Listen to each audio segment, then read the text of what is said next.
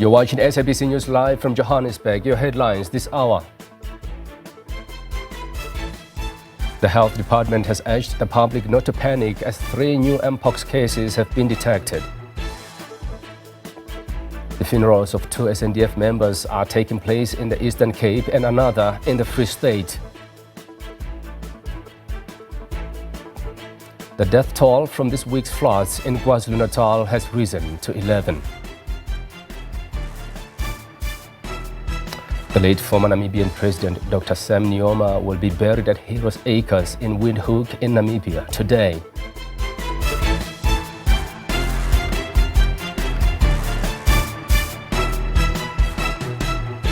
Good afternoon, thank you for joining us and welcome to the Week in Review here on the SABC News channel. For the next 2 hours, we'll be reviewing some of the biggest stories of the week, stories that affect you and kept grabbing the headlines. My name is Brigadier Manyatsa, and as always, it's wonderful to have you with us.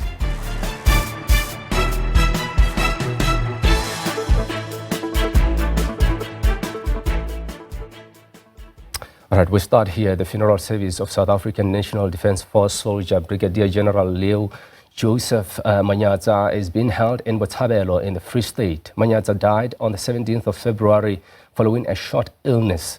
The chief of the SNDF has authorized that the late Brigadier General Manyatsa be accorded the military funeral. For more on this story, let's now cross live to SABC News reporter Phumelele Mdlalane. A very good afternoon to you, Phumelele. Just tell us about the funeral service proceedings so far of the late Joseph Manyatsa. Well, the funeral now will be moving to the cemetery, as you can see on my background, that the cars are just moving to the same direction. But I just want to go back to the now message or the address of the main speaker, where they described the General Manyatsa, that he was, of course, a pillar, wisdom and strength, who was a devoted soldier, who was a guardian of peace and a strategist, whose presence commanded strength. We do understand that when he joined the military in 1992, he was already keen and very energetic and was keen to know, as we now do know, that he also moved through the ranks since he started in 1992. Speakers after speakers, of course, from friends and family members, saying that he was a devoted soldier, but didn't also forget to share the same love with the family. We heard from his 2 sons when they were describing him and saying that they will make sure that his legacy continue, and also his wife, where he was saying that they shared so much love and he learned so much from him. He didn't use his rank or his position in the house. But with me right now, I want to bring upon Chief Military Policy Strategy Major General T.T. Kundu. Take us through to the Chief Mona. We did hear what he was saying when describing Brigadier General Manyatsa, but let's take us back to his speech. How will you remember him? I can only take the audience from my own position, my own experience. General Manyatsa started his military career from humble beginnings. He started with learning the technical specifications of what it is to be a soldier first, but what it is also to be a human resource practitioner of note. He rose up through the ranks until he became an officer, commissioned officer by the president. His commissioning, his being in the officer corps, he has lived up to the expectations that every soldier right around the world can expect of him. He was a true embodiment of what it is to be an officer. The National Defence Force deemed it fit that he can be raised through the confidences that they have bestowed on him to the rank of a general staff. Hence, he was a brigadier general. He was towering in terms of human resources systems. We're looking forward that as we transition the South African National Defence Force towards what we call a journey to greatness, we needed people like him. He was not only a professional officer, a member of the General Staff, he also was a pillar of strength and a total person, humble to the core. He embraced his family, he embraced those that are junior to him, he encouraged them, he gave them the best example to emulate in their careers. And his untimely death comes at a time where we do understand he was going to be deployed in Cuba come March. You know, that one is very painful. It's very painful because in Cuba, there are issues that are being spoken about. We were shaping our relations with Cuba. Now, Cuba, we have got strategic relations with them. That country has got certain credentials that the Republic of South Africa and its leadership would have liked to mentor, would have liked to preserve. And he was the best ambassador. He was the best military ambassador to give shape and communicate the message to all and sundry that no, there is nothing wrong with the Republic of South Africa having relations with Cuba and exchanging, notes, exchanging experiences, exchanging training with the Republic of Cuba. Now, General Manyatsa was the best person to have ever done that. For any person that is going to be appointed, he will have to fill in very big shoes and rise to the expectations expressed by the leadership of the National Defence Force. Major General T.T. Kundu also sharing, of course, his memories and how he knew Brigadier General Manyatsa. As I have indicated, now this procession will be moving to the cemeteries. Back to you.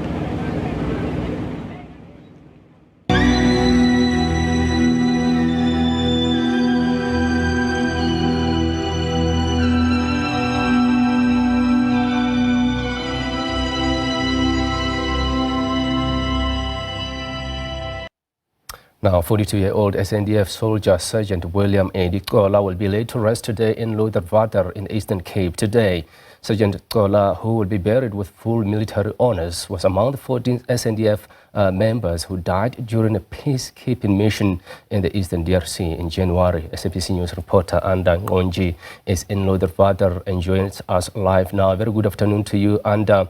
What's the family saying at this stage and how are the proceedings going? A good afternoon to you. Well, it continues to be a very heavy and emotional day for the family and the loved ones of Staff Sgt Cola, who have described him as a very loving man, a family man who dedicated his life not only to his family, but also serving the whole country and the whole nation.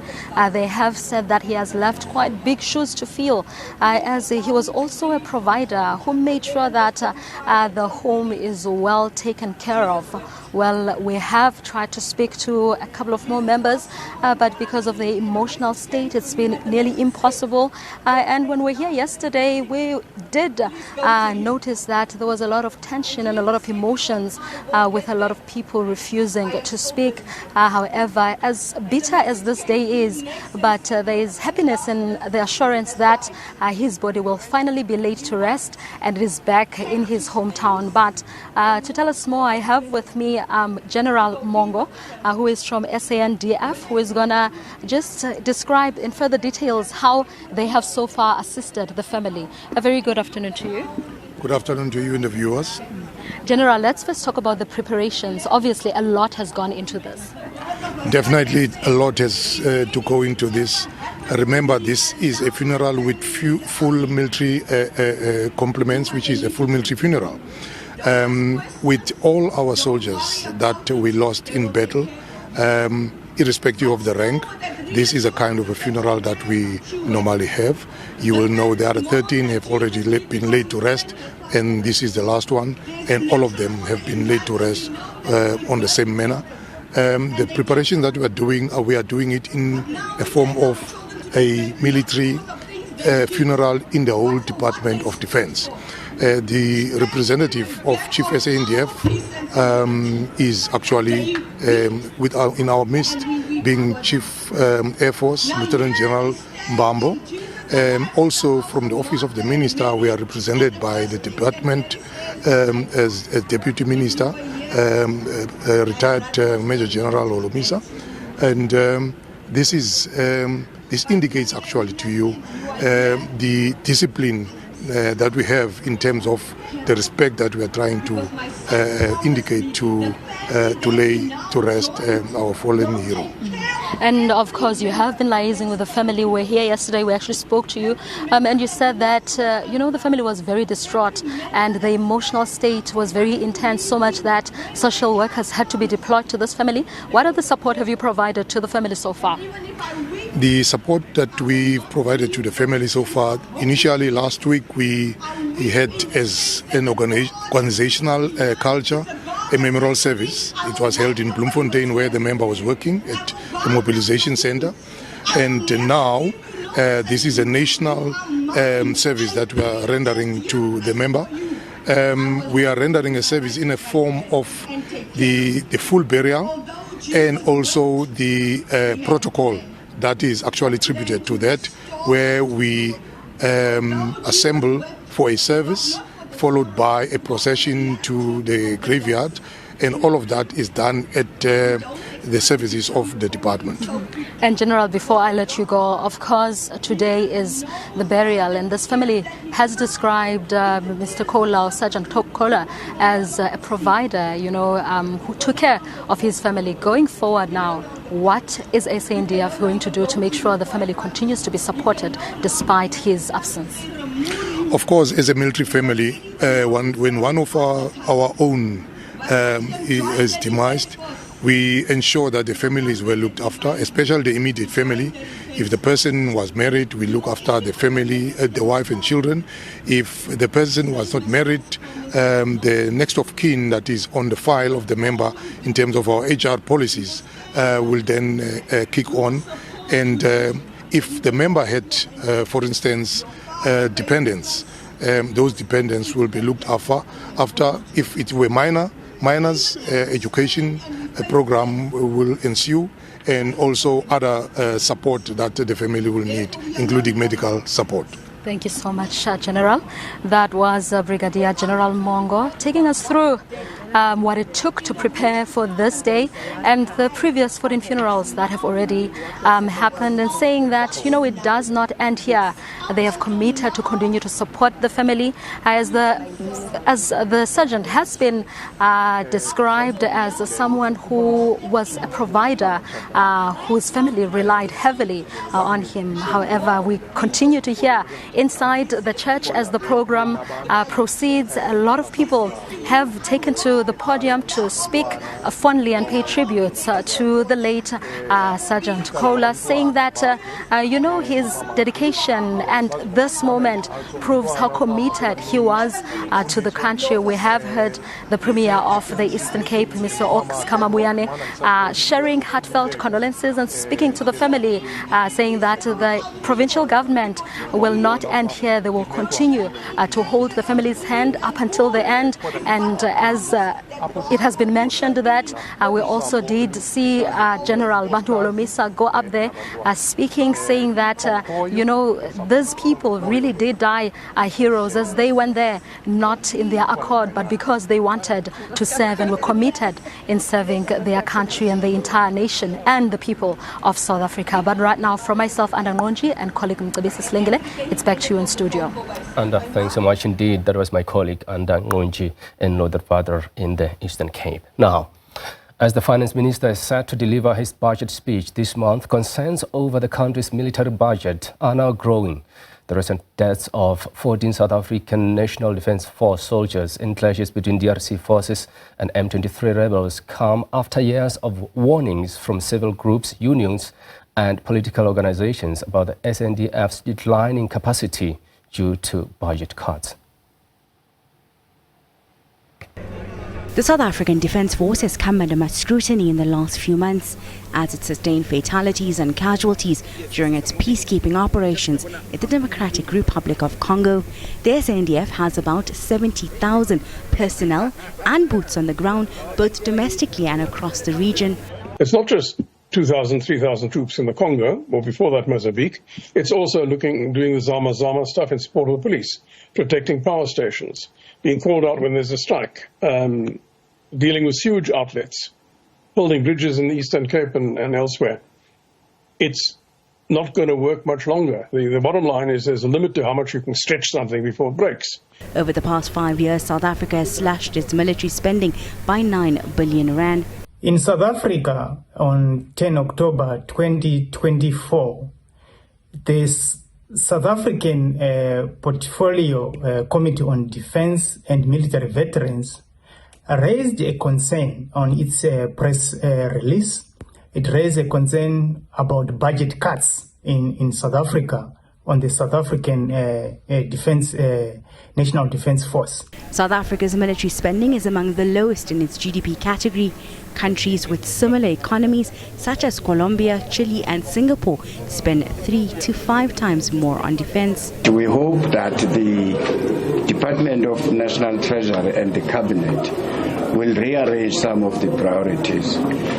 Remember that the government of South Africa, especially the previous 6 administration, since 1998, they focus more on social security as opposed to military security. And as a result of that, the defunding of the Defence Force began.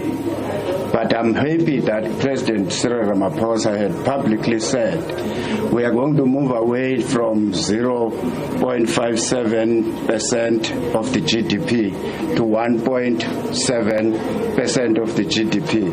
That should help our Defence Force. When we did the Defence Review starting in 2011, at that point the Defence Force was about 50% underfunded. And it's just gotten a hell of a lot worse ever since.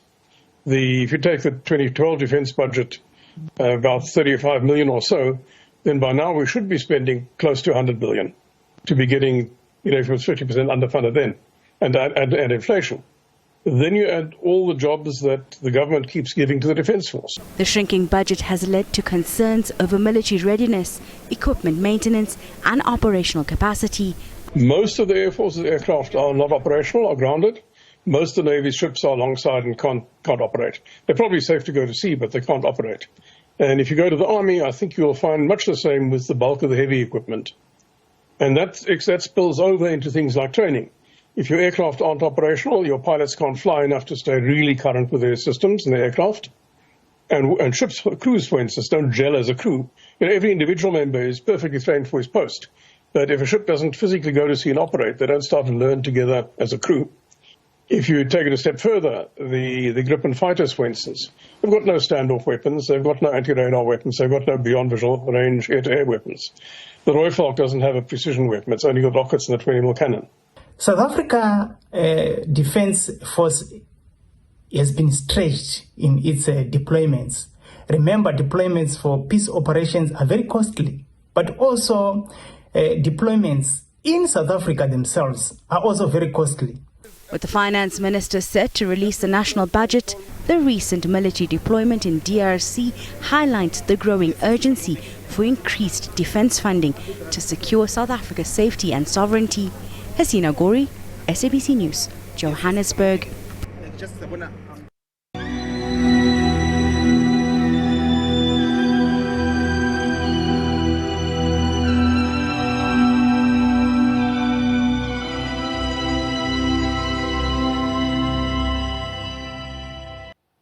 Now to this, the health department has urged the public not to panic as 3 new Mpox cases are detected. The cases have been confirmed in Ekurhuleni in Gauteng. One of the patients recently travelled to the Ugandan capital, Kampala. The department says those who suspect that they have contracted the disease must seek urgent medical attention.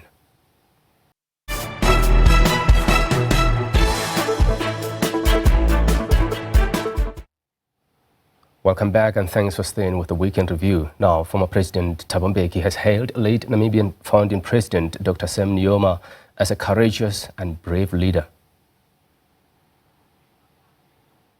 Well, it's such a long time ago, Sophie. It would have been when I came to Lusaka in 1971,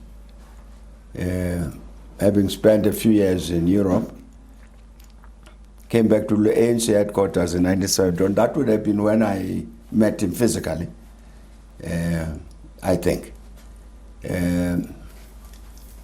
But you know, the President Nujoma was one of our leaders. I mean, one of our leaders in a real sense of that word, because we didn't treat him as a leader belonging to another organization. He was one of our own leaders. President Nujoma, because of the relationship between SWAPO and the ANC. For instance, 1977, 78, I was the ANC representative in Nigeria. And when we got there, we found a SWAPO representative already there, Konja Kambala. And what we did was we merged the two offices. So it was one organization. We both of us published journals, but with one editor, and I led the group. Publicly, we spoke as two different organizations, but functioned as one. And even when President Nujoma came to visit Nigeria, we told him that, we reported that we're functioning as one office. And actually was not very happy with our report in this sense. He said, but why do you think it's necessary for you people to report that? Because that's exactly how you're supposed to work. So that was the relationship. I'm saying that the President Nujoma was to us one of our leaders. Not a leader of SWAPO, but a leader of our own struggle. That's the connection between the two organizations, because we both had one oppressor, which was the apartheid regime. And therefore, this common struggle for liberation was a common struggle to defeat the same enemy. And therefore, the two organizations worked very well together in that context, so that his loss, Comrade Sam Nujoma, is passing away now. Of course, we feel it as a personal loss, all of us who were there at the time. Is the last, I think, is the last of that generation of leaders who led that struggle to defeat colonialism and apartheid. And so he represents, in a sense, the end of an age, and the end of an age and end of a generation which did a lot, and gave an example as to what needs to be done. And indeed, even when I became president, they were already independent, and he was president of Namibia. We worked in that context. You'd remember that, for instance, Walvis Bay. Walvis Bay was, in terms of those colonial arrangements, part of South African territory. Unlike the rest of Namibia was necessarily as a colony. But Walvis Bay was, in that relation, in that context, South African territory, and we decided in 1994 that we are not going to enter into any negotiations with the government of Namibia about this, because this is Namibian territory. So we just handed it over. We said this is Namibian territory. At this point, this argument of the apartheid regime that is South African territory, like the way the Americans argue about Guantanamo Bay in Cuba, that is American. We wouldn't take a position like that, because I'm saying of our relationship with SWAPO. And therefore, with President Nujoma, we handed over Walvis Bay because we thought it was Namibian territory. So even in a matter which continues to be discussed now, which is that historically, internationally, where you have a river or a waterway, which is a boundary between two countries, normally what happens is the boundary is drawn in the middle of the waterway. And therefore the argument that the boundary between South Africa and Namibia should be in the middle of the Orange River. And the position we took was that we didn't need that. The colonial boundary, which according to the OAU, we must respect those boundaries. The South African boundary is on the northern bank of the Orange River. So the entirety of the Orange River is South African. And so, of course, naturally, the matter is raised, well, why don't we do what is done internationally and throw it in the middle of the river? And our own view was that we don't need to go through all of that. And we said to our Namibian comrades that, look, the boundary, according to these colonial things, is on the northern border. But in terms of our relations, you have access to the entirety of the Orange River. So we won't arrest you because your boat or somebody's on the southern bank of the Orange. That you have entire access to this, and we can write that down, and there's no need to be engaging in these detailed negotiations which go for international arbitration and all that. I am just saying, Sophie, it was describing the nature of our relationship with the Namibians, and President Nujoma was very fundamental in terms of defining those relations as relations of comradeship, as I was saying, against a common enemy. Indeed, that in the end we work for the same goal. Mr. President, I remember the World Summit on Sustainable Development here in Johannesburg, that heated debate, even calling out the then Prime Minister of the United Kingdom, Tony Blair, quite a straight talker, President Nujoma. He was indeed a straight talker. He was never a diplomat. But it was never intended to offend people. It was not unnecessary aggressiveness. It was the need to state clearly what the correct positions were. And he had that capacity to do that. He didn't hesitate. As I say, I don't think it caused harm anyway.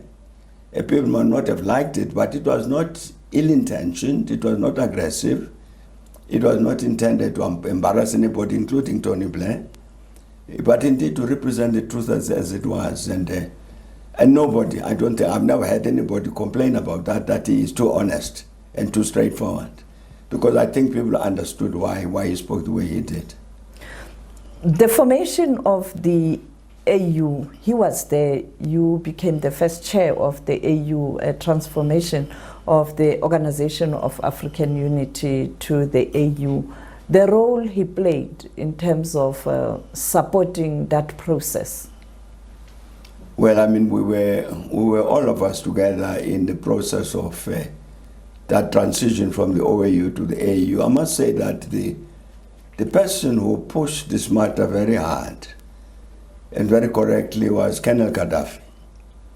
It's him who insisted on this, that we needed an organization that was more assertive about these issues of African unity than the OAU, that you need an African organization which, for instance, would not say in a situation where war crimes are being committed in one country, you say, no, that's an internal affair, that would be wrong.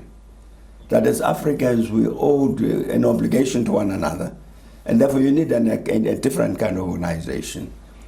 So I'm saying that it really is basically Colonel Gaddafi who led this matter very correctly, and we then supported him.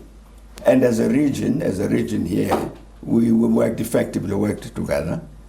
And in our case, in talking relation with SWAPO, the advantage was that we are not, of course we are all independent states by now, but the fact of the matter is that there was this other basis for our relationship, which is the old relationship between liberation movements. So that all of these issues about African unity, African Renaissance, had been matters that were discussed as liberation movements, come to the same common position, so that in terms of the cooperation with regard to the transition from the OAU to the AU, we continue to work together in the same spirit as inspired our working together as liberation movements.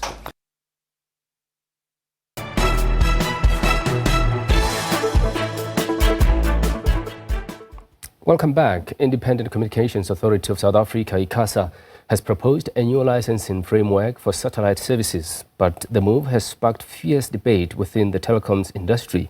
At the heart of the controversy is the question of regulatory fairness. Will the new framework create a level playing field for all service providers, or will it unfairly advantage some at the expense of others? Joining us in studio to shed light on this critical issue is Nomvuyuso Baji. She's the CEO of Association of Communications and Technology. Nomvuyuso, thanks so much for coming through to the studio. Let's start here. Can you start by explaining why the Association of Communications and Technology is concerned about ICASA's proposed satellite services licensing framework? Thank you, Bahe. I'll tell you, as the Association of Comms, the first thing we asked actually two questions. We said, why now? What prompted this licensing framework? The second issue, we said to them, ICASA, you've had a framework that has been in existence for so many years, and people have been applying using that framework. Why are you doing this framework at this particular time? Instead of, if you want to make sure that everyone has access to a licensing regime, just rehaul the entire licensing regime. Don't pick and choose which one you want to be making an inquiry about. That was our gripe with ICASA. And how does this framework impact the telecoms industry as a whole? And what are the potential consequences for consumers? What are you seeing really on the ground? So at this particular point, because ICASA has not done a social economic assessment, because that's what we asked them, said we must do an impact assessment.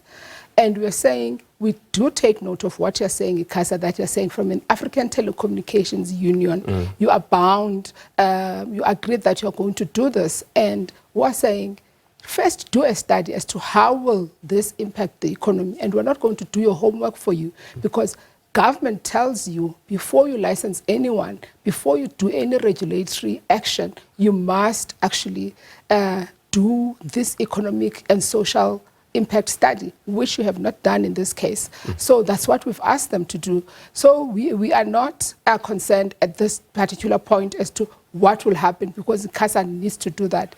Our issue is anyone that comes into the market, to the point that you raised when you started with the first question, is about the leveling of the playing field. Because we have seen people coming into South Africa, they are given very, like I'll say, a very flat, no stringent requirements when they come into South Africa. And we're like, what are you trying to do? Just tell us, just be transparent with us when people are coming into South Africa. What does it mean? So do your homework, ICASA, before you consider licensing anyone. And one of the key concerns is regulatory fairness that you have raised. Can you just elaborate rather on what you mean by this and how the proposed framework might unfairly advantage some service providers? So I'll tell you, so for example, people that are licensed in the telecommunications space in South Africa are given what is called social obligations, which is universal service obligations, wherein they are compelled to connect schools, certain schools in rural areas. They're compelled to connect certain libraries in rural areas. And they have reporting requirements. How many faults did you have? How many customers complained with you? That kind of a thing. And we're saying all those things have to be done for everyone, or you stop. So you can't just bring a new licensing regime that does not talk to those issues. So you must level the playing field for everyone, so that somebody just doesn't come into your market and just operates without having the same obligations as people that were previously licensed. And how do you think ICASA can ensure a level playing field for all service providers? And perhaps let's talk about even the role that they should be playing in terms of promoting competition, fair competition, to be exact. So for us, what we're saying is, first of all, rehaul the entire licensing framework, the entire. Don't pick and choose. If you have to to do it differently, look at other markets. That's how it's done. Because we realize that within the South African context, because new people that are coming in are not being regulated. They do as they please. You've seen it even with over the top players, your OTTs, that people are coming in and they're given just the right of playing within the ground. And we're saying to ICASA, first be fair to everyone that is here. So if you have to relax the rules, you say, telcos do not make any reports to us, do not give us quality of service reports, do not give us end user and subscriber reports in terms of complaints. Do that, but you cannot have somebody coming into South Africa, then you start with a licensing process without ensuring that they are going to adhere to the same rules that everyone else is adhering to.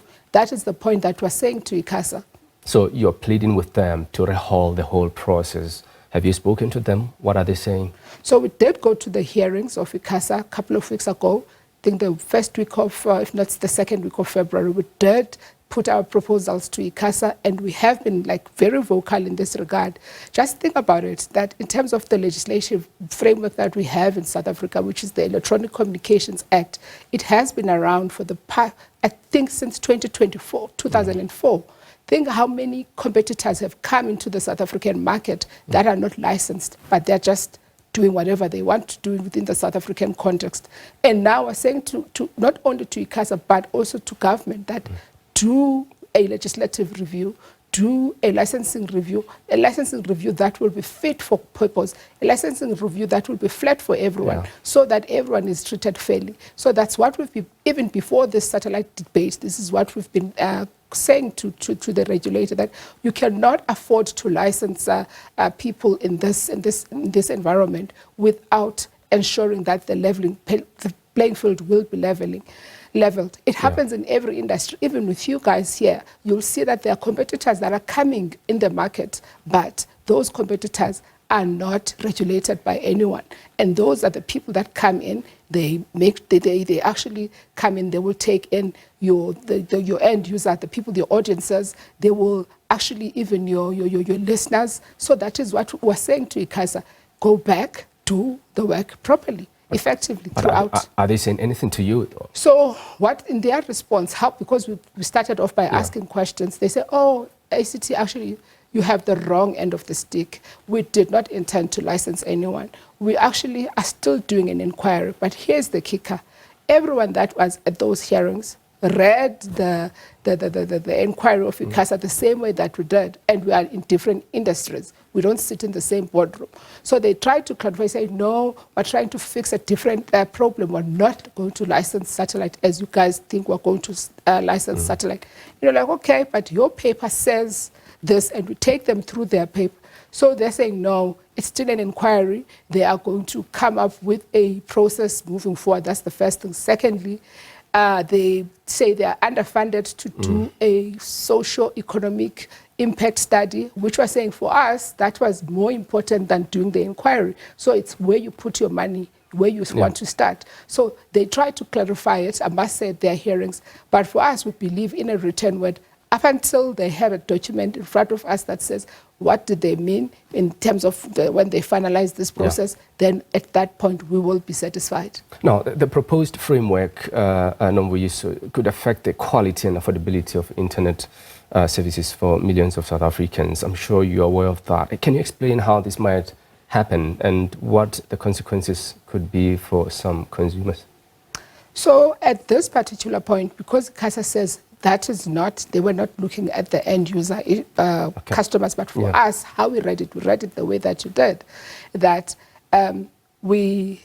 depending who you are, right, and where you're placed, because people believe that satellite is going to fix the issue of rural connectivity. You're like, okay, well and good, people can coexist in the market. However, what is the cost? At what cost? How is it going to impact customers from the bottom line? Because already we do know that devices within the South African context are quite expensive. So who is this thing? Who is this inquiry targeting? And it was clear at the hearings that other proponents that were there were saying, look, mostly the farming communities, not necessarily the rural community as we would have thought it would have been. Yeah. Absolutely. Nomvuyiso, thanks so much for coming through to share your thoughts with us. We appreciate it. It's a story that we'll be watching closely going forward. Thanks so much indeed. That was Nomvuyiso Bachi, CEO of the Association of Communications and Technology. Well, the Weekend Review continues after this short break. Do stay with us.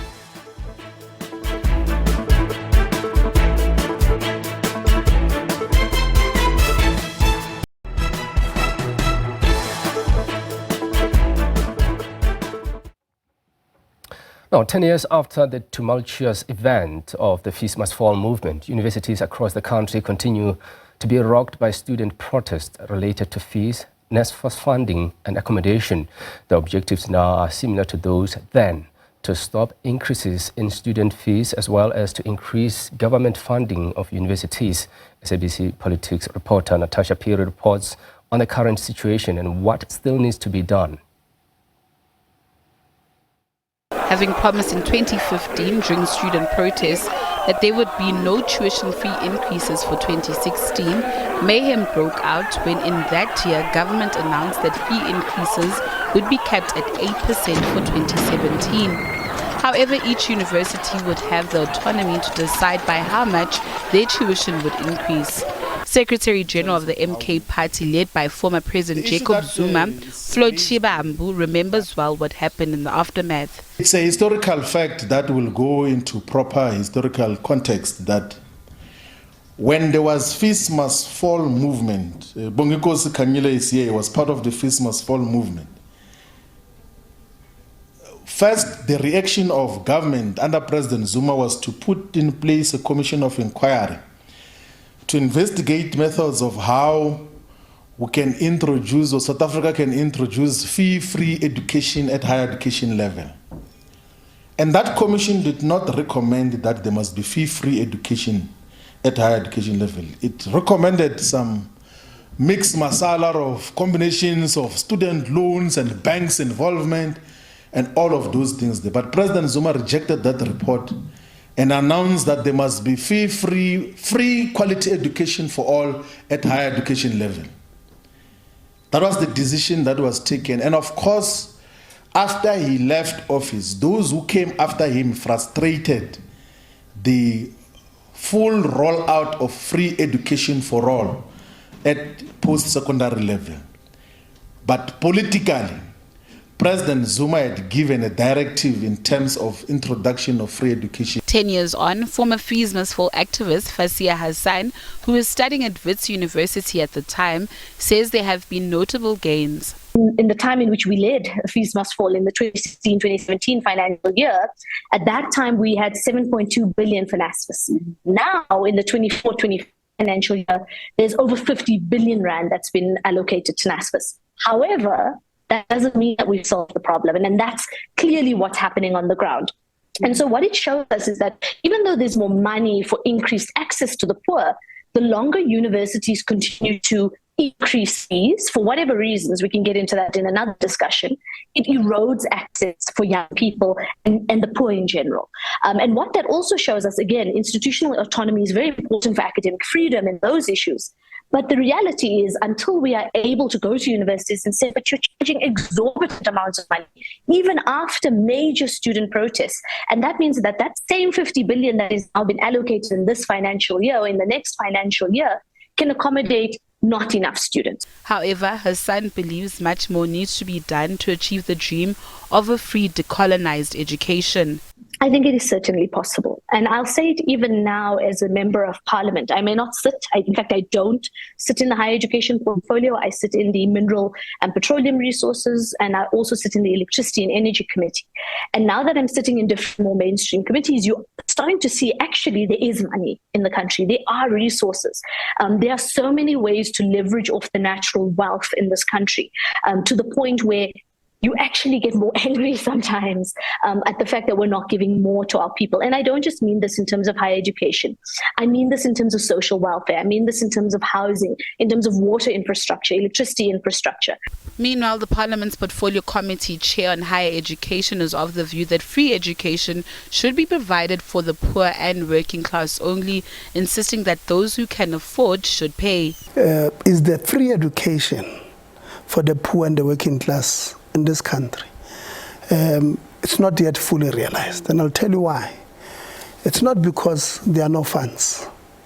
This government has put in resources there. Like I've told you, since 2015, the scheme would have, moved from about 5 billion to 50 billion now, multiplied 10 times to address accessibility to education, free education for the poor and the working class. The management of it can be discussed, that it is where it's wrong, because these people, it's not even NSFAS in my view, it's these people who have given responsibilities to run the institution called NSFAS. They've created a huge problem for us. They don't look at NSFAS as a vehicle to change lives of our people.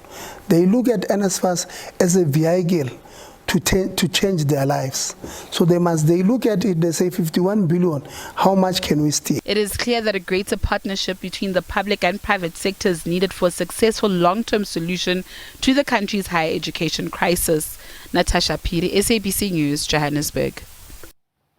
Now, in news further afield, Ukraine's President Volodymyr Zelensky says he believes the relationship between Kyiv and Washington can be salvaged after talks between himself and US President Donald Trump descended into a shouting match. But speaking to American media, he said he didn't think he owed President Trump an apology. Later this weekend, he will have a chance to meet European leaders in London for a debrief, as Stuart Smith reports from Kyiv.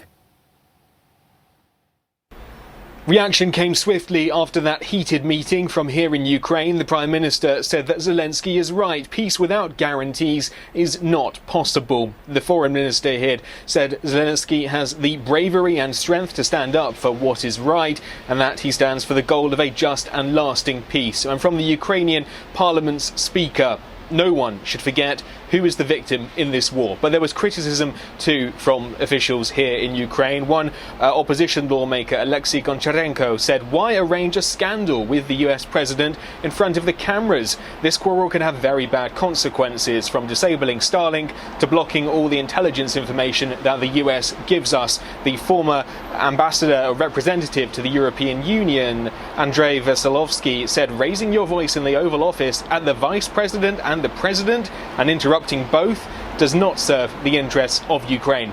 President Zelensky will hope for a better meeting when he goes to London in the UK to be hosted by Prime Minister Keir Starmer and other European leaders, many of whom have already, after that antagonistic meeting in the United States, posted on social media that they continue to support Ukraine. And President Zelensky thanked, by my count, 32 of them for their support. But while Europe is offering to maintain support to Ukraine, the United States now looks like it's taking action. Two things have transpired over the last few hours. One is that the US is no longer going to provide assistance through its USAID program to Ukraine's electricity grid, which is frequently damaged by Russian drone attacks. And also, it looks like, according to a White House spokesperson, there will be no new military spending until either relations improve or this deal that Ukraine was hoping for is signed between the two presidents, which means, based on what President Zelensky has said earlier ahead of this meeting that went very, very wrong, Ukraine is going to have a very, very difficult time, as Kyiv insists that without American support, there will still be massive gaps in its ability to defend itself against Russia. Stuart Smith, SABC News, Kyiv. You're watching Weekend Review here on the SABC News channel. We'll continue to review some of the biggest stories at the top of the hour. Do stay with us.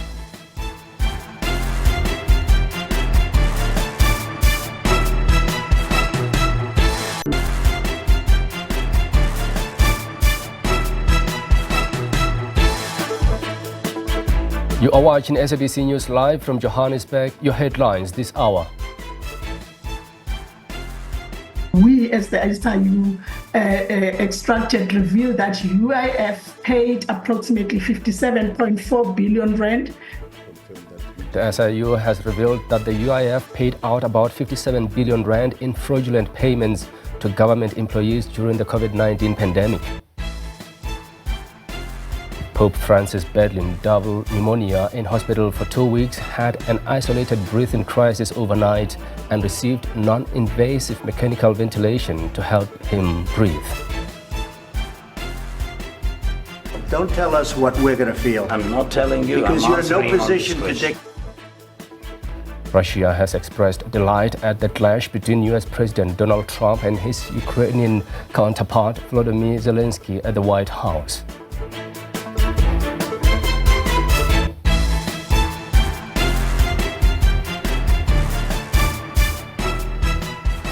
You're still watching Weekend Review here on the SABC News Channel, live from our studios here in Johannesburg.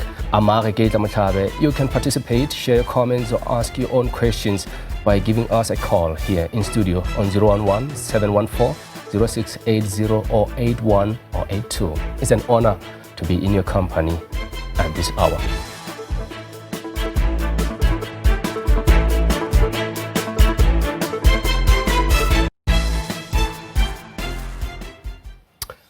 Now, about 57 billion rand was paid out by the Unemployment Insurance Fund in fraudulent payments to government employees during the COVID-19 pandemic. That's according to the Special Investigating Unit's probe regarding the Temporary Employer-Employee Relief Scheme. The SIU briefed the Standing Committee on Public Accounts on the status of the investigations into the Department of Employment and Labour, the UIF and TARS. The unit has revealed that about 6,000 government employees fraudulently benefited from the TARS compensation meant for unemployed people during the COVID-19 pandemic. We, as the SIU extracted, revealed that UIF paid approximately 57.4 billion rand to at least 240,000 entities. So we then, the way that we dealt with this investigation, it was mainly a phased approach. We started with then the officials who benefited from the scheme.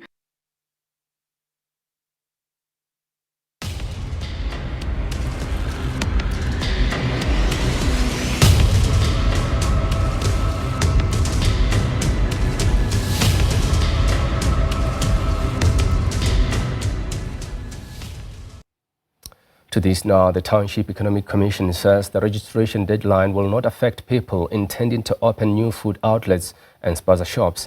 Yesterday was the deadline for the registration of Spazas and food outlets.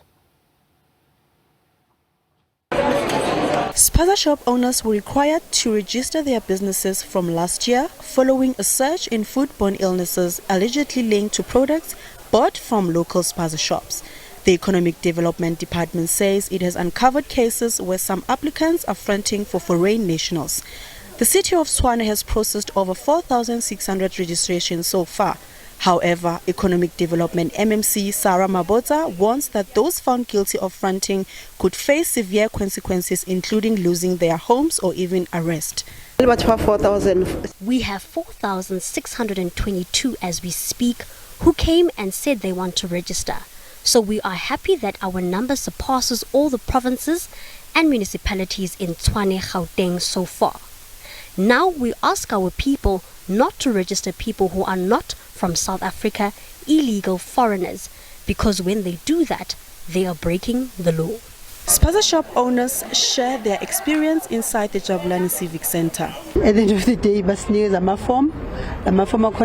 sat here all day only for them to give us forms, and the forms have requirements that we do not meet, and they said they want those requirements. Now it's 12 o'clock and they're saying they want them before 4. So we are worried about what's happening in our country. They also said when we bring back the forms, we should also pay a certain amount of money. This was never communicated to us, and the money was never communicated as well. So I doubt if we'll be able to complete everything that's required today. So our government, it's definitely failing us. Spaza shop owners believe the remaining hours are not enough to complete their registrations. Meanwhile, some South Africans feel the government is giving special attention to foreign Spaza shop owners. Honor themselves, Maspal. They don't direct you to say, from here you are going to that office. From that office you are going, each and every department you need to ask, fight. Where must I go from here? Where must I get this from here? Which is unfair. And then Rebona is a red tape for the small businesses. It becomes a red tape because it shows bakwala South Africans outside. Like now here more UBC wabona hore. Foreigners say they are being treated one-sided. Group. Why is that? Because we are applying for the same thing. Why must they take them to another room? Basa join the queue along, we South Africans are on it. You see, now they take first priority for the foreigners. Despite growing calls for an extension of the Spaza shop registration deadline, Minister of Cooperative Governance and Traditional Affairs, Velinkosi Hlabisa, has emphasized that no further extension will be granted. For SABC News, I'm Xolisa Makiki, Johannesburg.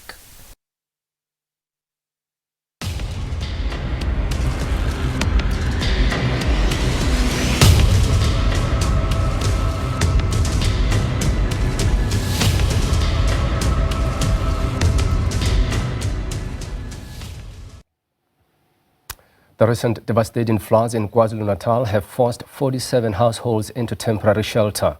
The heavy rains and resultant floods wreaked havoc in areas in the south of Durban and on the south coast, damaging property, roads, businesses and infrastructure. Our reporter Nontlakani Pomagwaza has details. The flood victims have been moved from the Bayview Community Hall. They're now housed in apartments here in the Durban CBD. When we did speak to them earlier on, they did say that authorities told them that they'll be housed in these apartments for 30 days until a permanent solution has been found for them. We did speak to the Mhlongo family, who are still looking for their loved one, the mother who is still not found. However, we do have the daughter of Mhlongo family who will be telling us more about their situation. Mhlongo, we do understand that your mother is still not found. As a family, do you still have hope that she will be found? Yes, we still have hope, and we're praying that she will be found. We believe that Nyazulu Zulu will help us find her. We understand that you have been living in that area for quite some time now, and we do understand as well that with the 2022 floods, you were also affected. Just tell us about the situation or your living conditions prior to these recent floods. What did authorities say? Why were you housed there? Are those temporary shelter? Yes, it was a temporary shelter. As they said, the time they moved us from Mecca village to Lamontville, they said we'll be there for temporal. But it's been 5 years. And on the second year, when they move us there, we have a flood. And this one is a second time flood. And what's make me so sad is that we complained on the first time, 2022. They said they will make a plan, but they didn't do anything yet. And now there is a damage that caused by the complaint that we're complaining about. So I don't know. I'm still so confused and very angry. Can I say that? I'm angry, to be honest. Very angry. With the recent situation now, you're housed here at these apartments near at the Durban CBD. Did the authorities let you know for how long, and afterwards do they have a solution after the 30 days? We'll see where you guys will be going. Yes, I think it's Mr. Nzama who took us from Lamont to Bayview and Bayview to here we are now. He kept his word. I'm so grateful to him for now, because what he said, he did it. And we're here in a more safe place than the hall. And he said to us we'll be here for 30 days After 30 days, he's still doing his phase 3 in Hammarsdale. So we're still waiting for the phase 3, he said. But I'm so grateful to him. Everything now there's a hope that everything will be going in the right direction. But as the Mhlongo family, what is your greatest wish? To find my mom. That is the most priority. And then the house is to find my mom. And we wish and we please everyone who can help us with the means of finding her. Any help they can help to find her. We are so welcome to anyone to help us. Thank you so much. Thank you. That was Ms. Mhlongo saying that her greatest wish is to find her mom, which they are still looking. They have not found any leads as yet as to whether or not there is any direction where they point to where her mom might be. And she is saying that they've lived in this area for quite some time, and the 2022 floods, they were also affected, but they were still housed in the same area. And she says that she's very angry because if authorities had foreseen by that time in 2022, they would have moved them by then. But she is saying that the priority now is for the family is to find their mother. Back to in studio.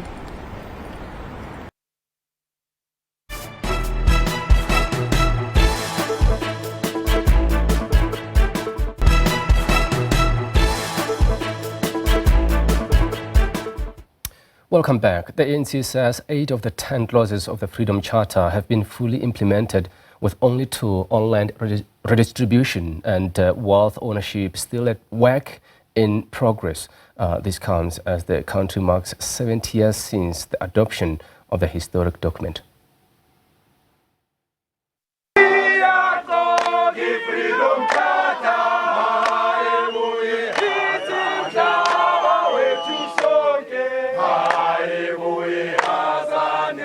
The Pan-Africanist Congress is the outspoken detractor of the Freedom Charter. Known for its steadfast campaign for the return of land to the black majority, the PAC has denounced as lies the 4th clause of the Freedom Charter, which says the land shall be shared among those who work it, arguing that it dilutes the principle of African ownership. Although South Africans from all walks of life participated in the adoption of the Charter, it remains an ANC document. Former ANC Secretary General and now its National Chair, Dr Manyatsa, says they've managed to live up to the ideals of this historic document. He insists that only 2 of its 10 clauses remain a work in progress. The clauses of the Freedom Charter, there are 10. 8 of those clauses in the preamble have been implemented almost fully. We have 2 clauses that are work in progress. One of them is the land question. The second one is the wealth. With the recent signing of the expropriation bill into law, current ANC Secretary General Fikile Mbalula says slowly but surely they will realize the full implementation of the ideals of the Charter. If you take land and wealth, we are implementing that within the framework of economic transformation. That is why we have repealed the Act of 1975 and introduced the Act of Land Expropriation. That on its own is the implementation of the Freedom Charter. Bit by bit. As we come back to power in full swing, that program will be accelerated without negotiating with anyone. And the setback we have suffered affect the implementation and faster implementation of the Freedom Charter.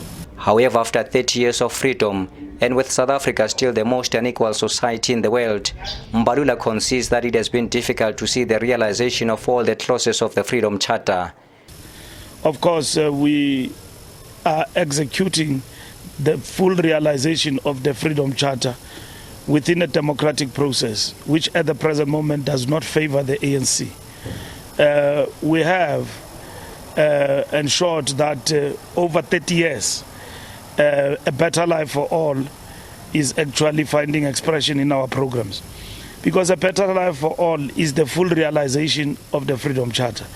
Even in other areas that you can mention, is not yet full cycle of what the Freedom Charter says.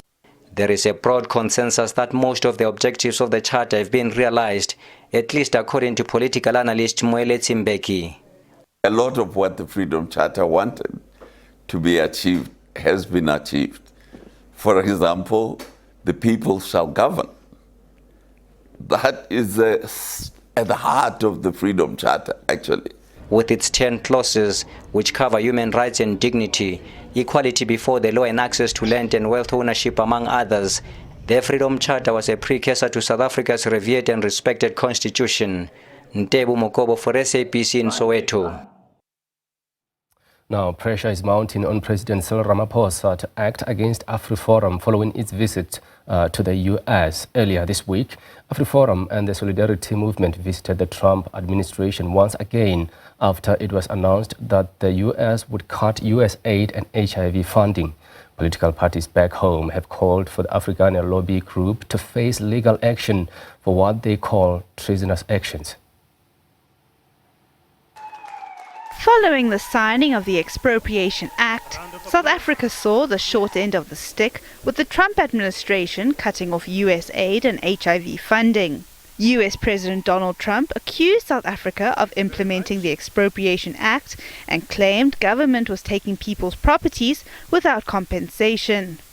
Although a number of dynamics came into play with the US's latest move, AfriForum and Solidarity have not helped the situation with their most recent visit to the US earlier this week, a move President Cyril Ramaphosa has criticized. We need to be sending a clear message to them that as far as we are concerned, as proud South Africans, we prefer that we should all stay here and solve our problems. And already what they are doing has spawned divisions in our nation. And that is not a nation-building process of running around the world to try and have your problems solved. You are just sowing divisions. Because now a number of South Africans then start looking at others negatively. And I don't think that that is the right way to handle our problems. The ANC has called their actions unpatriotic. We therefore call on all South Africans to isolate these right-wing racists and focus on together tackling our challenges as a resilient nation working with our communities together. Above all, South Africa has a democratic constitution on the basis of which government is formed. It is the South African government alone that has the authority to engage on behalf of South African people with any other government. Individual citizens, though, do have the right to lay charges against them. The ANC will be loath to waste valuable time needed to address national challenges or to make these racists into martyrs by government charging them for treason. The EFF is calling on the GNU to take action against AfriForum before further damage is done. We therefore call on the so-called Government of National Unity to designate AfriForum and Solidarity Movement as domestic terrorist organizations, actively working against the interest of the Republic by spreading lies and misinformation across borders.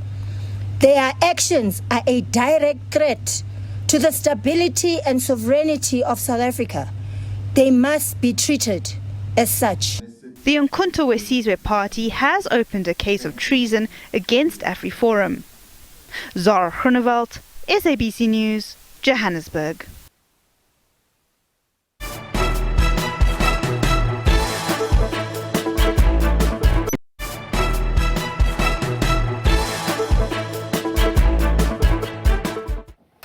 Welcome back. The charge d'affaires of the United States Consulate in South Africa, Dana M. Brown, has resigned from the U.S. State Department. Brown has resigned as the acting chief of mission at the U.S. Consulate in South Africa. The resignation comes amid escalating diplomatic tensions between the U.S. and South Africa over the Trump administration imposing sanctions on Pretoria as Washington expresses disquiet over the country's domestic policy. Prof. Patrick Bond, political economist, joins us now here in studio. Prof, thanks so much indeed. Perhaps let's start here. Just give us your background in terms of what you do in your life. Oh, I'm a University of Johannesburg professor. We have a Center for Social Change. I'm in the sociology department. And I think because I spent a lot of my life in the US and did my PhD there, and I've studied and was a journalist there, I've seen this relationship deteriorate to where it was when I was an anti-apartheid activist in the 80s. You remember Ronald Reagan? He supported the white regime. And now we're getting a sort of 2.0 of a racist in the White House with a strong ally, Elon Musk. And we're seeing this week how it's all breaking apart. Interesting. Let's get right into it. I mean, there's been speculation over whether there is a direct link between Brown's resignation and the ongoing crisis. Do you think that the speculation is warranted given the situation or the strain in relations? Yes, I never met her. She was a charge d'affaires, so a functionary, not a high-profile politico, the way her the former ambassador, Ruben Burgetti, was. He created a lot of friction with allegations that he never provided proof for. So we've seen some fraying even during the Biden administration, but now it is serious. And I think the anticipation that there will be a new ambassador, probably Joel Pollak, who's a hardcore anti-Pretoria campaigner in the US. He runs the right-wing e-zine called Breitbart. And then this week was a breakdown, partly, I think, because maybe it's what catalyzed Dana Brown to resign. But it was because President Cyril Ramaphosa, along with the leaders of Malaysia and Colombia and the Progressive International, what's called the Hague Group, they wrote in foreign policy in a way that not only defended, I think, a very important effort by South Africa to call out Israel for genocide in the International Court of Justice and the International Criminal Court. And that Hague Group is defending the ICC against US sanctions. But also, very appropriately, these writers in Foreign Policy, a major US journal, said that when President Donald Trump threatens to ethnically cleanse Gaza, to move 2 million plus people out so he can make it the Riviera of the Middle East, that is unconscionable and illegal. And I think that might have been the catalyst. That's the theory that makes most sense for me, for Trump then saying no more PEPFAR, possibly responsibly, as a result of this, responsible for 500,000 deaths. That's one of the leading medical networks' estimations of the damage that he's doing. And you mentioned Pollak there, but we will actually talk about him in a moment. I mean, there's also been speculation of a more Trump-centric representative as a more desired representative to South Africa, like Joel Pollak. Could this be the real reason? Yeah, I think the next period will be tough, and it's partly because so much pressure exists on this country as the host of the G20. And we saw this last week a failed meeting of finance ministers. They couldn't even generate a communique, merely a chair's summary. And that's partly because climate finance, right? The terrible climate catastrophes, even Los Angeles burning, large parts of it burning to the ground because of the dryness, the droughts, because of the climate crisis. And Donald Trump is intent on ignoring it and walking out of the climate summit. And that would be one of the crucial parts of South Africa's G20 hosting, paired with Lula of Brazil, the Brazilian president's hosting of the next climate summit in Belém in the Amazon. Now you put these together, and then you have the BRICS sort of on the sideline, also hosted by Brazil. The tensions in these multilateral fora have never been greater. And South Africa hosting the foreign ministers last week, where Marco Rubio wouldn't come because he didn't like the 3 thematic words: solidarity, equality, and sustainability. And then Scott Bessent, the U.S. finance minister, the Treasury secretary, refusing to come last week. Although the U.S. Fed, that is the chair of their central bank, Jerome Powell, did come. But as you could tell, they just were not making progress on climate finance or financial regulation or trying to do taxation at the global scale or end tax havens. This was all a disaster. Let's talk about Joel Pollak himself. I mean, his anti-Pretoria sentiments, as you mentioned. I mean, he's been quoted as saying that the world is tired of South Africa's focus on redress. Is it fair to say that given South Africa's repeated denials on how this issue has been framed, that there may be a hostile reception to Pollak, if not the danger of his credentials being rejected? That would be interesting. I mean, it's very white of him to say fine for redress, but the fact is that white people have gotten much better off economically after the end of apartheid. There's no question about the statistics making this city the world's most unequal, and the country the world's most unequal. It's gotten much worse. So Joel Pollak doesn't have much of a leg to stand on if he says you don't have to do this redress anymore. We obviously need much more affirmative action and reparations for a crime against humanity, which is how so many people did get wealthy. Interestingly, his wife comes from a long tradition of fighting the apartheid system, including Clemens Kadali, who is one of the greatest trade unionists in African history, and Rhoda Kadali, an anti-apartheid campaigner. He wrote, Joel Pollak wrote the biography of. So he's got certain, let's say, street cred at that level. He was Tony Leon's speechwriter. But you know, running something like Breitbart and campaigning daily, every minute they campaign against DEI, diversity, equity, and inclusion. And that's what they see, you know, here in the Elon Musk demand, right? That if he brings Starlink in, he has a 30% black partner, or land reform. And so they're really making quite a lot of the race issue. But I do think it's probably the attack that South Africa's levied against Israeli genocide of Palestine that really gets their craw. Now, this back and forth over allegations of race-targeted land grabs of white farms has seen Afrikaner interest groups visit Capitol Hill and the White House. You've seen that play out over the couple of days. Where do you see it ultimately ending, given that Trump is adamant that South Africa is lying? Well, I would like to see it end in a way that reflects South Africa's intrinsic capacity to stand up to bullies. And we saw that in 2018. I don't know if you remember, Maki, that at that point there were rumors of white genocide, farmer genocide, and that sort of phrase was bandied about in the White House. And then Cyril Ramaphosa really stood up and said, Trump, you have your America, we have our South Africa, sort of like Mugabe had done to Tony Blair. And I think there was a lot of popularity in saying, don't bully us, we're doing the sorts of policies that are required. Now it's harder, and you see, instead of that sort of militancy and pride, you see President Ramaphosa asking Donald Trump for a game of golf. And we know he's a cheater at golf. It's well established, his nickname being Pele, because he hits the ball into the rough and kicks it out into the fairway. Now that is, let's say, not working. That sort of appeasement of a bully. The second chance you've got is to stand up alone. And we've seen a lot of heads of state doing that. Volodymyr Zelensky yesterday standing up alone and getting bashed. You can't do that. You need to have collective power. And that's why I think actually where this might end is not the G20, but by November, when Donald Trump refuses to come, it could be the G19 if everyone says, look, you really don't belong in civilized international company. Let me get your thoughts on this, Prof. I mean, we saw the diplomatic rift result in the US refusing to attend the recent G20 meeting. The first on African soil. Can America survive the line in the sand it seems to have drawn? And for how long? That's a great question, because now we are seeing more protests. Civil servants, people affected by all the massive budget cuts going on there. And then there's the biggest question for the MAGA, Make America Great, social base, which are from working class to the sort of petty bourgeoisie of the US. They've been promised that the inflation that had ravaged some of their buying power in the early 2000s, after 2020s, after COVID had hit and some of the supply lines were blocked and corporates were taking big profits and pricing unfairly.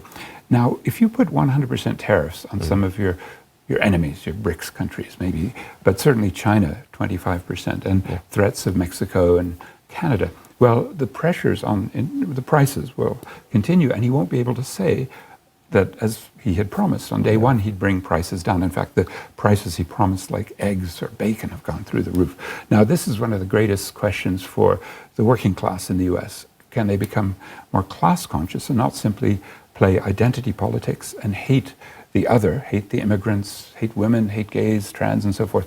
And can they then find some unifying force? And that's the biggest question everywhere. In Britain, it was answered partly when Brexit voters then supported Jeremy Corbyn, a class analyst, or in France, Jean-Louis Mélenchon, who is the left voter, got actually most votes, 35%, 32% in the last election compared to the center and the right. And that's really an interesting problem, and it's a problem all over the world. I think here as well, whether class consciousness will rise to the occasion. Prof, thanks so much for your time. We appreciate it. Those insights, quite important indeed, in terms of bringing us up to speed with the US, South Africa, and AfriForum story that continues to play out in our view. Thanks so much indeed. Prof. Patrick Bond, political economist, joining us here in studio. The Weekend Review continues after this short break. Do stay with us.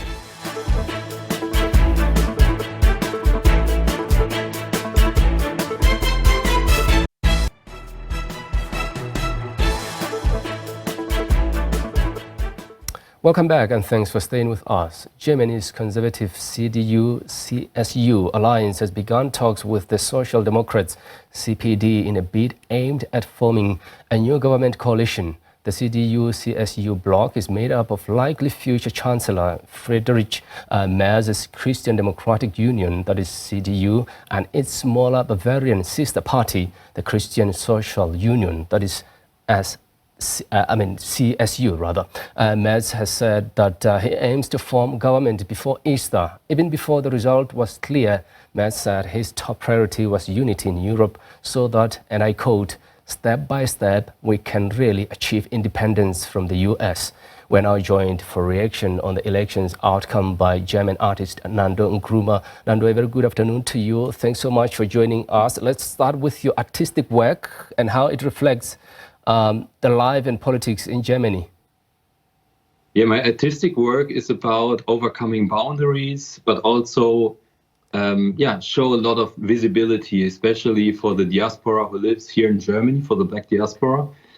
And because in the last couple of months, since Olaf Scholz was questioning or displaying the question of trust in Germany, I have started with works that especially highlight, let's say, my experience here, Black people in Germany, and the daily situations we have here, because this political discussion shifted within this migration debate. So what the politics of most parties like CDU, CSU, AfD, SPD did was framing, let's say, a specific a stereotypic image of a migrant, so that people here are mostly frightened about, let's say, asylum seekers who do violence and crime, and just normal people, because Germany is consisting about a lot of people with migration background. Just the normal situations are not seen. So my work that I started now, the body of work, is about the daily life experience of people who have migration background, or especially Black communities here in Germany. Interesting. Now, Nando, did you, alongside other German citizens, expect these results? Is this what you were expecting? Basically, I have to say yes, because we had the European election not too long ago. So in this already showed that the extreme right wing are gaining more and more power and votes. So this was basically nothing unexpected.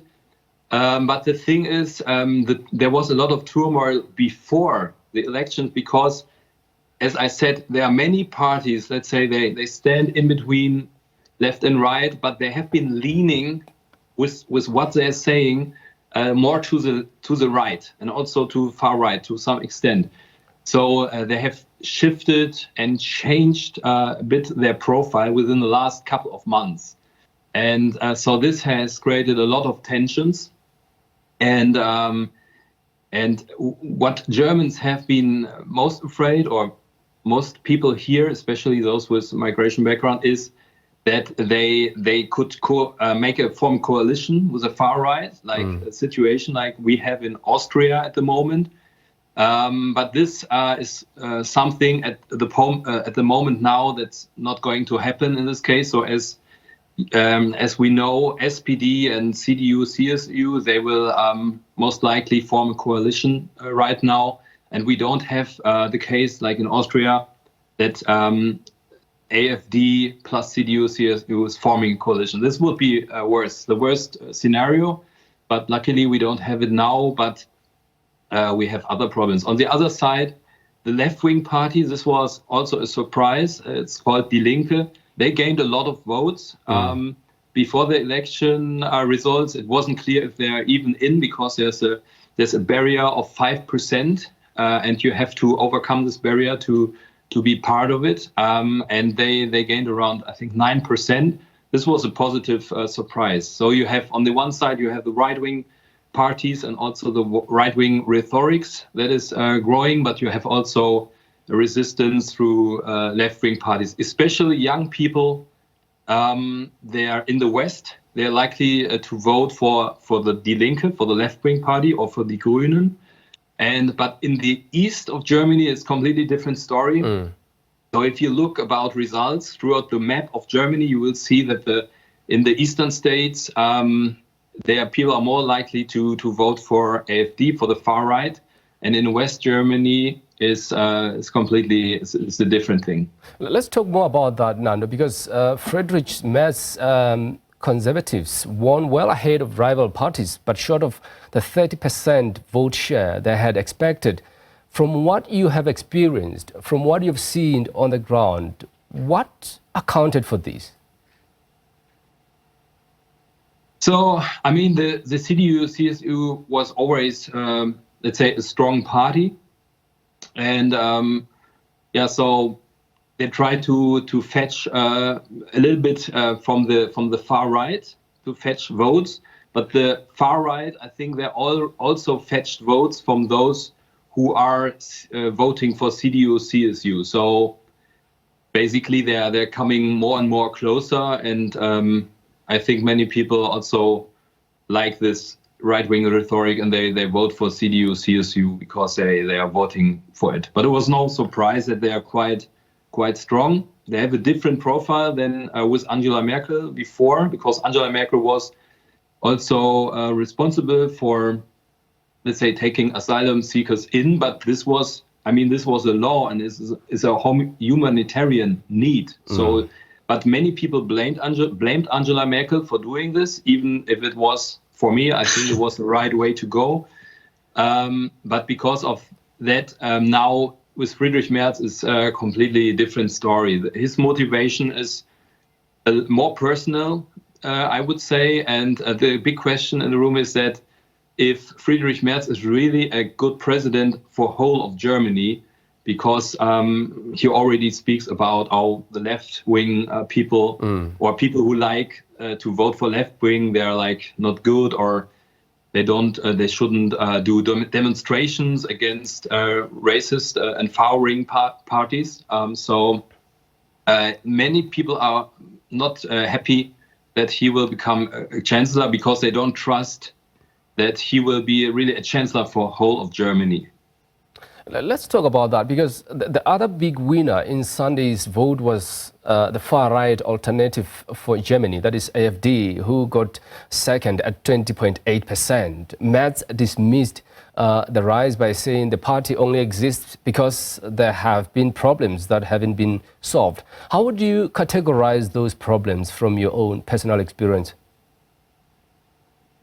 The problems, okay, the main topic in Germany around the elections was always the, let's say, migration and the asylum debate. So, and there have been also, let's say, attacks like terrorist attacks within the last 6 months. So this is also something that's really public. But on the other side, there have been right-wing attacks since within the last 25 years. They killed more than the attacks made by asylum seekers, you have to say. But these attacks from far-right people, from racist organization or something like this, they are not displayed in the same way. Like, for example, in Hanau, there have been people killed just a couple of years ago. But this is not so public as if one asylum seeker does an attack. But the far-right is AfD. They're quite strong on social media, on Twitter and other channels. So, they have a lot of effect in this, let's say, in your daily life, if you open up Twitter and so on. So I think this is a reason why they got more and more popular, also among young people, especially in the eastern part of Germany. Nando, I understand you have dual citizenship of Ghana and Germany. How long have you been living in Germany? What has the experience been like for a black African of German heritage and genealogy? Yeah, basically, I was born in Ghana, but then when I was a young child with 3 years old, I lived in Germany. So basically, I lived most of my life in Germany. I went to German school system and studied in Germany and so on, and worked and have a family here. So I have a quite good, let's say, impression about Germany, how it is here. And but I can also compare it to Ghana, for example, because I'm often in Ghana. Yeah, I have to say the first years for my family was not so easy because we just came after a military coup. We come straight into a small village in Germany. And that was a bit hard grind to settle here for my father, who was Ghanaian. And but I have to say the place where I live with my family now, it's Cologne. It's in the western part. I really love Cologne. It's a good place, and there's a lot of differences compared. I mean, if you are in Berlin or if you are in a small village in the eastern part of Germany, I think it's a completely different life experience.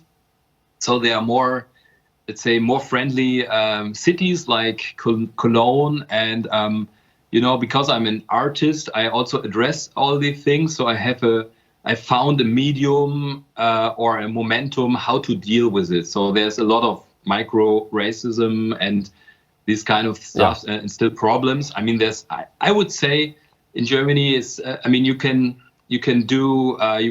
take a lot of jobs as someone coming from Africa, but there's still a ceiling. You know, if you want to penetrate through it, is not so hard. You have more resistance, I would say, career-wise.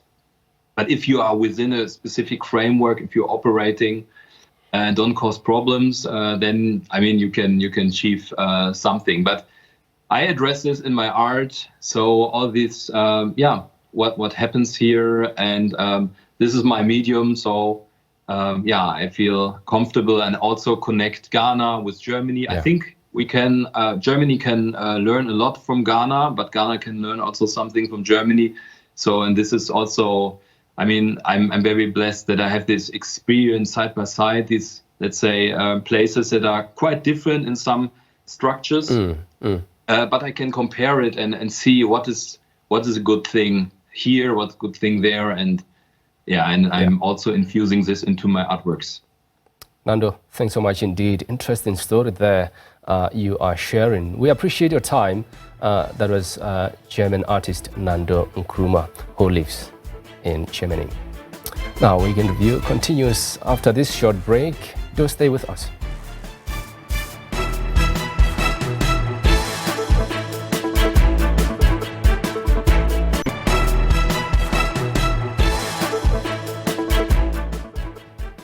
Welcome back. World hunger continues to be a severe crisis.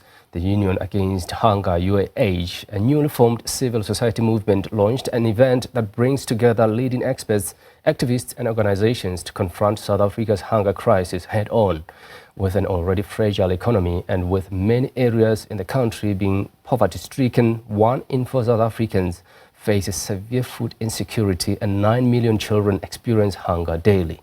The launch of this event serves as a platform for urgent discussions on solutions to end hunger and malnutrition in the country. The Union Against Hunger is dedicated to eradicating hunger and malnutrition, and Alan Brody, who is the Union Against Hunger Secretariat, joins us via Teams to tell us a bit more about the groundwork they will be doing to eradicate hunger. Alan, thanks so much for joining us this hour. Can you just explain why you decided to start the Union Against Hunger and why you thought it was a good fit? Oh, well, thanks so much for having me on the show. Well, you know, the statistics of hunger in South Africa are catastrophic, and we believe they are really a crime against our people. I mean, when you have 15 to 20 million people who are severely food vulnerable, and as you pointed out, 9 million children in a country where there is an excess of food is quite unacceptable and ununderstandable. So there are many civil society organizations that do really good work in all sorts of areas.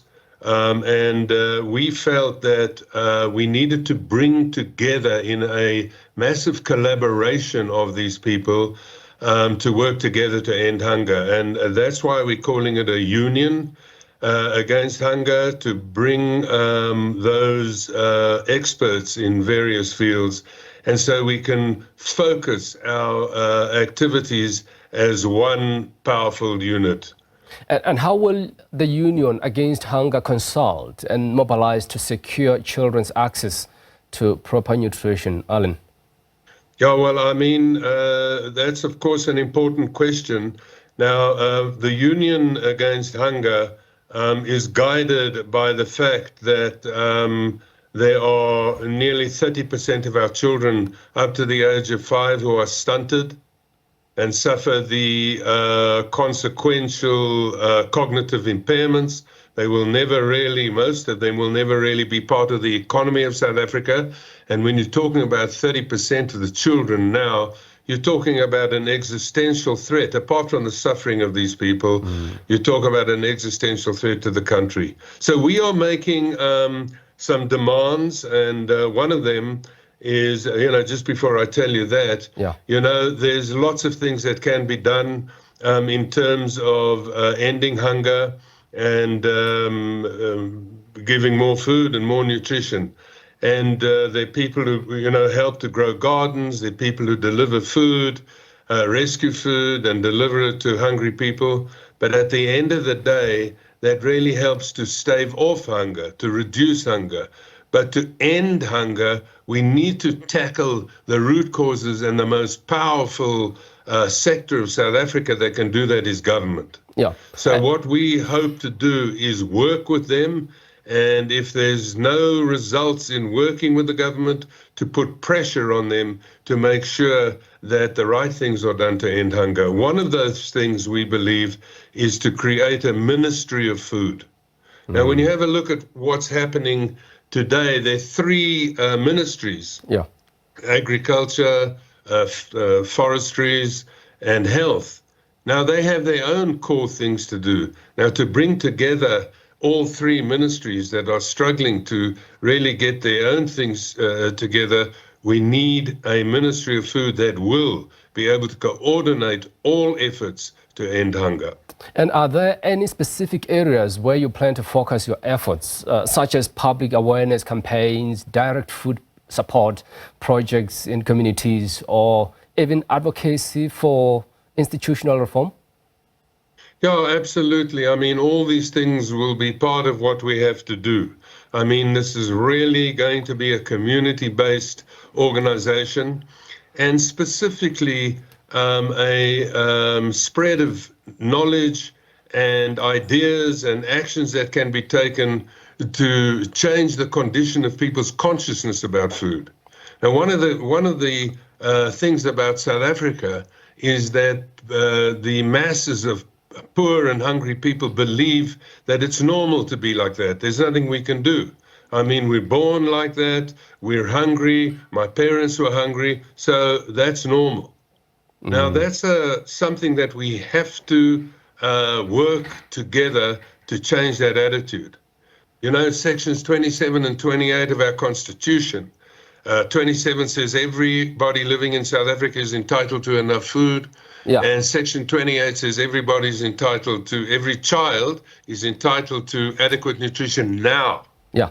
Not when we've worked things out, but now. All right. And we have to spread the word to hungry people that it is their constitutional right, and they must stand up for that right. Alan, thanks so much for your time. We appreciate it.